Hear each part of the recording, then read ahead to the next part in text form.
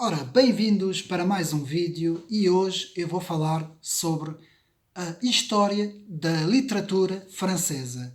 Vamos ver sobre a história da literatura francesa, fazer rapidamente uma pequena síntese sobre a história da literatura francesa, a importância da literatura francesa para a cultura no mundo, não é?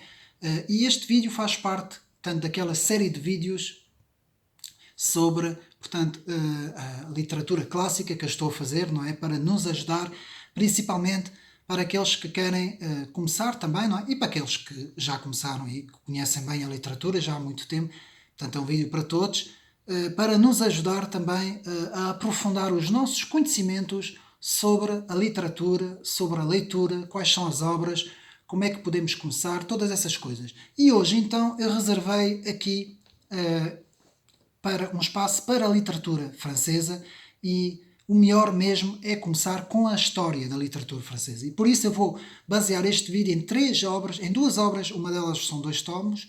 Portanto, a primeira que é de Albert Thibaudet, Histoire de la littérature française, portanto, História da literatura francesa, Albert Thibaudet, portanto, História da literatura francesa, um livro muito bom que nos faz, nos apresenta a história da literatura a partir de 1789, portanto, a partir no século XVIII, a partir da Revolução Francesa, até aos nossos dias, portanto, que vai abranger principalmente a literatura, chamada literatura moderna, não é? E pós-moderna, portanto, que nos vai, portanto, um livro muito interessante, com muitas fontes, que trata cada autor, como vamos ver mais para a frente, e muito completo, portanto, é a edição do bolso. Aqui tenho mesmo a versão francesa, não é? Nada melhor para quem sabe ler o francês. Quem não sabe, procura algumas edições em português, que também existe. Aqui, portanto, é a edição francesa. Eu quero aqui dizer que Albert Thibaudet é um autor muito interessante, que quando faz uma análise sobre os livros, não é? Sobre os autores, tenta fazer essa análise a partir de uma posição neutra, não uma posição nem conservadora nem mais progressista, mas sim uma posição neutra, e tenta ver, portanto, mesmo as ideias centrais dos autores, que é isso que para mim é o mais importante, é tentar perceber a ideia central do autor, o que é que o autor nos queria transmitir com as suas obras. Enfim, uma obra muito interessante. Albert Thibaudet faz aqui um trabalho muito bom. Depois tenho aqui em dois tomos, portanto também a edição do bolso, os 2 tomos em francês também, sobre l'histoire de la littérature, portanto, la littérature française 1 e 2, de vários autores. Portanto, o primeiro tomo e o segundo tomo têm autores diferentes. Portanto, o primeiro tomo, Jean Cerquilly Toulet, François Lestigran e Jean Forestier e Ebury. O segundo volume, Monsieur Delon, Monsieur Félon, B. Maréchal, G. Noirier e Accompagnon, que são, portanto, vários autores que fizeram uma recolha de toda a literatura francesa. Portanto, vemos aqui, vou tentar mostrar assim um de cada vez. Portanto, a literatura francesa, a literatura francesa, as suas dinâmicas e a história, sua história e suas dinâmicas. E aqui, portanto, o segundo volume, portanto, a literatura francesa, a literatura francesa, suas dinâmicas e suas histórias. La dynamique et l'histoire. Portanto, sob a direção desses autores todos que eu falei, são dois livros bastante grossos, escritos de uma forma muito pequenina, portanto, têm muita informação, e aqui podemos ter então toda a história sobre a literatura francesa. Dito isto, depois de, portanto, termos visto estes 3 livros que nos vão ajudar, vamos então esmiuçar um pouco a literatura francesa a nível cronológico, a nível de história, quais são os movimentos mais importantes e os autores que nos ajudaram, que ajudaram esses movimentos. Quem quiser fazer apontamentos pode fazer. Isto vai ser um pouco rápido, porque tenho apenas 30 minutos para fazer isso, mas aqui está toda a informação principal, fazendo uma síntese sobre a literatura francesa. Então vamos começar mais ou menos com o humanismo. Começamos aí a partir do século XVI. Portanto, vamos fazer isso a partir do século XVI e começamos com um movimento chamado movimento humanista, que, como sabemos, não é? Movimento do século XVI, da redescoberta dos textos antigos, clássicos da Grécia e da Roma Antiga e dos textos bíblicos.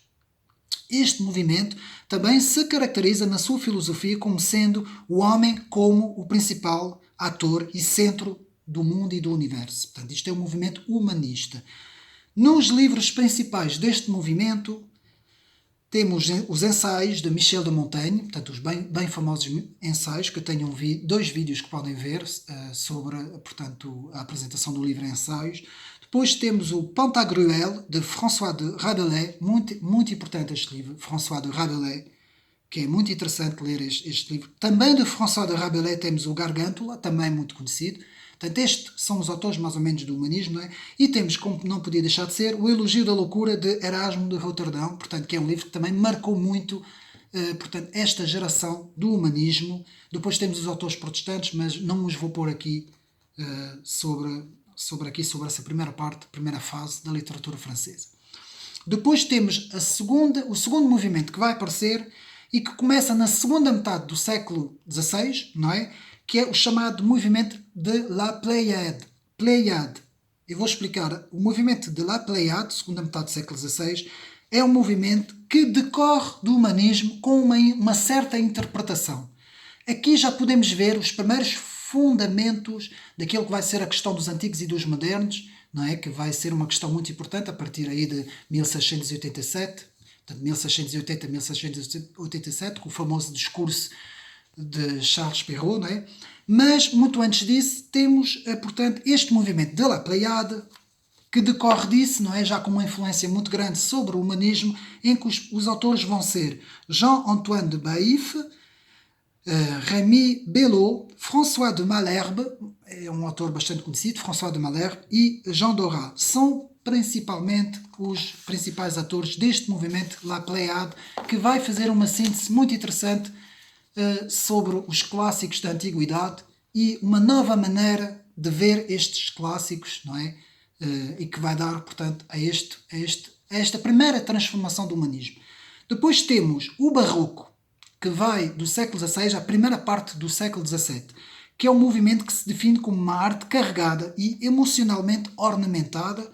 No domínio da arquitetura, o Barroco francês compreende dois ramos principais, que é o ramo negro, que mede as tensões e as preocupações humanas, e o chamado ramo branco, mais ornamentado e exuberante. Portanto, que são os dois grandes ramos deste movimento do Barroco. Os livros, podemos citar A Ilusão Cômica, de Pierre de Corneille, muito interessante este livro, e também A Estanca sobre a Morte, de Jean de Sponde. Há aqui uma coisa que eu quero dizer.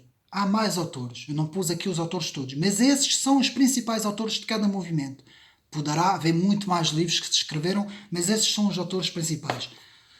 O quarto movimento, vamos ter então o classicismo, chamado o classicismo, que aparece já no século XVII, na primeira parte do século XVII, que é um movimento que se define sobre as bases do modelo da antiguidade, que busca o equilíbrio do clássico e o universalismo da alma humana.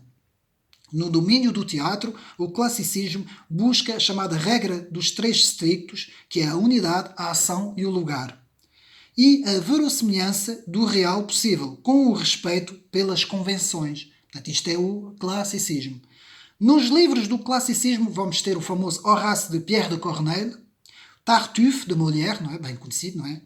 Depois temos Jean Racine, não é? Talvez um dos maiores escritores franceses, que escreve o Phèdre, que também se inclui neste movimento de classicismo. E temos então as fábulas de La Fontaine, não é? Que as crianças conhecem bem, não é? Principalmente as crianças francesas. Portanto, as chamadas fábulas de La Fontaine. Continuando, passamos então para o quinto movimento. Sempre por ordem cronológica, vamos então ter as luzes, o chamado movimento das luzes, que já aparece no século XVIII, no início do século XVIII. Atenção, não é já quando chegamos à Revolução Francesa em 1789, não, é no início das luzes, em que vamos ter um movimento intelectual de filósofos que sustenta a condição do homem como sendo o progresso pela busca do conhecimento e da razão. Portanto, Kant, não é? Kant vai ter aquela famosa expressão, não é? Que para o homem conhecer-se a ele próprio é o princípio da ciência e da sabedoria, não é? Começar a pensar por ele próprio, não é? E vamos ter então os livros principais. Temos a famosa enciclopédia de D'Alembert e de Diderot.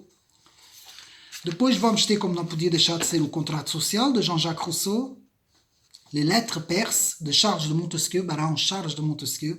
Depois temos o Casamento de Philo, de Beaumarchais, também muito conhecido, um livro que foi muito importante nesse movimento. O Tratado da Tolerância, de Voltaire, não é? Voltaire vai ter um papel muito importante nas luzes. E Cândido, também, de Voltaire. Sexto movimento, vamos ter nessa também primeira parte, portanto, já na primeira parte, no final da segunda parte do século XVIII e primeira parte um pouco do século XIX, vamos ter o movimento do romantismo.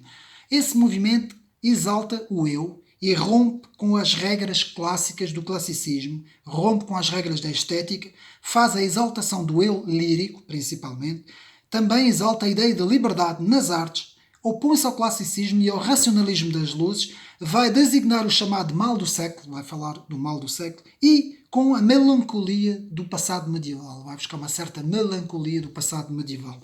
Dentro destes livros não podemos deixar de falar de René, temos Hernani, de Victor Hugo. Victor Hugo vai ser um ator importante neste movimento, Contemplation, de Victor Hugo, e também Lorenzácio de Musset.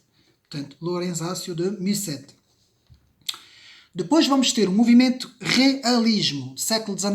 Entramos aqui na segunda parte do século XIX e temos o movimento realismo.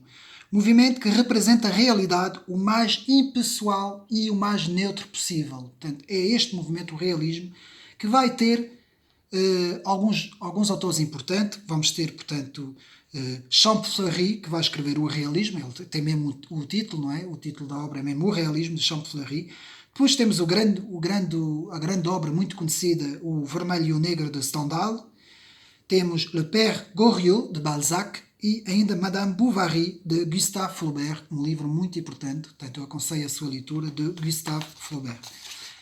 Continuando, já no oitavo movimento sobre a literatura francesa, vamos ter o naturalismo. Portanto, segunda parte também do século XIX, o naturalismo, que é um movimento que se apoia nas ciências naturais e sobre a investigação da hereditariedade e influência do meio ambiente sobre os seres vivos, estudo do meio social e evolução das espécies, tudo isso. E vamos ter então Zola, um dos autores principais, que vai escrever Les Rougon Macquart. Les Rougon Macquart. Portanto, Zola. Depois temos Edmond de Goncourt, que vai escrever Germine Lacerteau. Portanto, Edmond de Goncourt. Por fim, passamos para o nono movimento, que é o simbolismo, já no final do século XIX, princípio da primeira parte do século XX, mas principalmente no fim do século XIX, temos o simbolismo, que é um movimento, como diz, que simboliza o mistério, portanto vai fazer realçar o mistério, que se afasta do real para se aproximar do imaginário e interioridade do desenvolvimento dos enigmas, vai criar os enigmas dentro da escrita, não é? O enigma dos mundos nos símbolos, libertando a poesia das regras tradicionais. Portanto, vai libertar a poesia das regras tradicionais. Entre este movimento vamos ter Les Fleurs du Mal, Charles Baudelaire, um dos maiores escritores também franceses. Vamos ter Poème Saturnien, de Verlaine. Vamos ter Poésie, de Mallarmé. Poésie, é muito importante esse livro que vai criar aquilo que eu disse, esse enigma e libertando as regras dentro da poesia, não é? Que é Poésie, de Mallarmé. E depois temos Iluminação, de Rimbaud. Rimbaud também vai ser um autor importantíssimo neste movimento do simbolismo. No décimo movimento, na primeira parte do século XX, vamos ter o surrealismo. Chamado surrealismo, que é um movimento que precede as teses marxistas e freudianas. Portanto, já vem este movimento com aqueles pensamentos mais progressistas, mais marxistas, explora a realidade em libertar o homem, portanto, centrado na libertação do homem, portanto, libertar o homem da razão, da modernidade, principalmente contra a modernidade, explora a surrealidade com o sonho, a arte e a revolução. Portanto, vai ser um pouco as ideias deste movimento, em que vamos ter o Manifesto do Surrealismo, de Breton, que é um autor importante. Vamos ter Nadja, de Breton também, outra obra importantíssima, e Capitale de la Douleur, de Paul Éluard. Portanto, Capitale de la Douleur, Capital da Dor, de Paul Éluard. Depois, por fim, o 11º movimento, temos o movimento do absurdo. É um movimento da segunda parte do século XX, já o movimento pós-Segunda Guerra Mundial, movimento que retrata a alienação do homem no mundo como um estranho, tanto como o homem sendo um estranho, que não mais sabe o senso da sua vida. Dentro dos autores deste movimento temos Le Roi se meurt, Ionesco, Le Roi se meurt, o rei está a morrer, não é? Ionesco, La Nausée, Jean-Paul Sartre, não é? Aí começamos a ver já a influência dos pós-estruturalistas neste movimento. L'étranger, de Camus, um livro importantíssimo deste movimento. E En attendant Godot, de Beckett. En attendant Godot, de Beckett. Portanto, são mais ou menos os principais, houve mais livros neste movimento, mas esses são os principais. 12º movimento e, por fim, o último movimento, também da segunda metade do século XX, que atinge também este novo século que começou, não é? Novo milénio que começou, que é o novo romance, que é chamado o novo romance francês, movimento que tem como propósito explorar de outra forma o homem e sua relação com o mundo. Este movimento quer pôr fim à narrativa tradicional fundado sobre a história e os personagens. Opõe-se ao chamado metanarrativa, é um movimento bastante pós-modernista, é preciso estudar o pós-modernismo para compreender este movimento, e dentro deste movimento vamos ter um livro muito interessante de Butor, que é La Modification, Butor. Depois temos Le Planétorium, de Sarraute. Sarraute vai ser um autor muito importante neste movimento, e temos L'Air du Soupçon, o ar da desconfiança, não é? De Sarraute. Portanto, Sarraute vai ser um autor bastante importante neste movimento. Chegamos ao fim. Portanto, este foi mais ou menos o resumo. Houve muita gente em França, muitos grandes autores. Eu penso que a idade de ouro, se é que podemos chamar assim, da literatura francesa, situa-se no século XVII, portanto, de toda a segunda parte do século XVII e toda a primeira parte do século XVIII, temos essa ideia, principalmente no século XVII, essa idade de ouro, não é? Todos esses grandes autores, não é? Começando com Pascal, Montaigne, por aí fora, Rabelais, todos esses Bossuet, a questão dos antigos e dos modernos, La Fontaine, Racine, portanto, todos esses autores nessa altura, não é, que são muitos, não é? Tenho aqui uns apontamentos, eu tinha que fazer aqui, portanto, temos muita gente, Jean Racine, temos muitos autores interessantes nessa fase, Bossuet. Portanto, como eu disse, temos nos modernos Perrault, portanto, temos nos antigos Boileau, temos uma série de autores muito interessantes que nós podemos estudar, não é? por essa altura, não é? Este século é um século muito interessante. Para Pierre de Ronsard, Joachim de Bellay, Jean-Antoine de Baïf, Rémy Boileau, Étienne Jordel, Jean Dorat, François de Malherbe, enfim, uma série de autores que é chamado a época de ouro da literatura francesa, não desfazendo as outras épocas, claro, não é?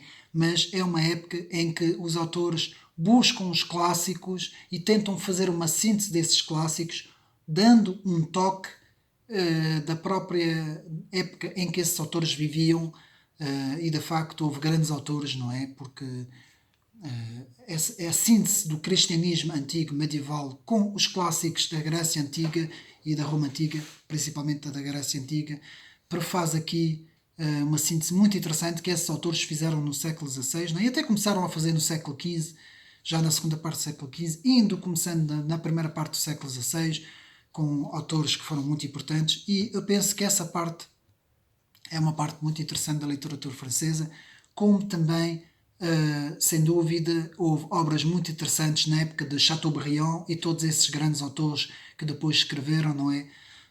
E temos muita gente em França muito interessante, que vale a pena estudar, portanto, as obras de todos esses autores. Mais uma vez fica aqui os livros, não é? Histoire de la littérature française, de 1789 até aos nossos dias, de Albert Thibaudet, e os dois grandes tomos de literatura francesa, Dinâmicas e História, em 2 tomos, não é? Aí mesmo, desde da pré-clássica até a época contemporânea. Espero que tenham gostado deste vídeo